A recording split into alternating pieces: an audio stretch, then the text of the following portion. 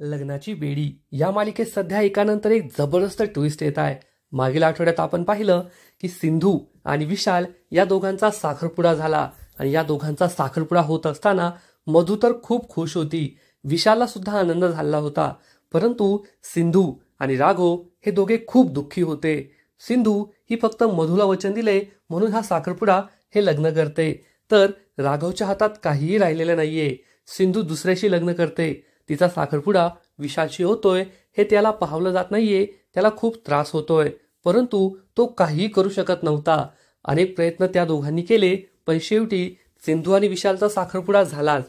परंतु आता पुढील आठवड्यात एक खूप मोठा ट्विस्ट या मालिकेत येणार आहे, जेथे आपण पाहू की सिंधूच्या डोक्यावर चक्क छतावरील झुंबर पडणार आणि त्याच वेळेस तिला राघव वाचवेल। राघव हा सिंधूचा जीव तर वाचवेल, परंतु विशाल तिच्यासाठी काहीच करणार नाही। एवढंच नाही तर सिंधू बरी आहे ना, तिला काही दुखापत झाली नाही ना, ही विचारपूस सुद्धा तो करणार नाही। त्यामुळे राघवला खूप राग येईल आणि तो म्हणेल की विशाल एक नंबरचा केअरलेस माणूस आहे, त्याला सिंधूची काहीच काळजी वाटत नाही। सिंधूला तर त्याने वाचवलंच नाही, परंतु सिंधू तर बरी आहे ना, तिला काही दुखापत झाली नाही हे सुद्धा त्याने विचारलं नाही। तो सिंधूच्या लायकीचा नाहीये, सिंधू आणि त्याची जोडी परफेक्ट नाहीये, हे लग्न व्हायला नको असं तो म्हणेल।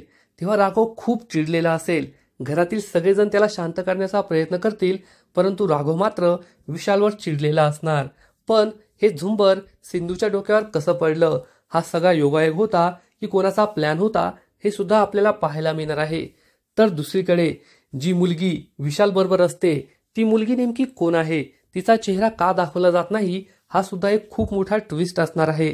कारण जर विशालला त्या मुलीवर प्रेम आहे, विशालला त्या मुलीशी लग्न करायचंय, तर विशालला थांबवणारा कुणीही नाहीये। त्याच्या घरात कोणताही मोठा माणूस पुरुष नाहीये जो त्याला या लग्नासाठी नाही म्हणेल, त्याची आई तर लगेच परमिशन देईल। मग विशाल त्या मुलीशी लग्न का करत नाहीये, तो सिंधूशी लग्न का करतोय? लग्नानंतरही त्याला त्या मुलीबरोबरचं अफेअर तसंच ठेवायचंय। सिंधूला मुलगी आहे, ती आपल्या अफेअरला स्वीकारेल, काही बोलणार नाही असं विशालला वाटतंय।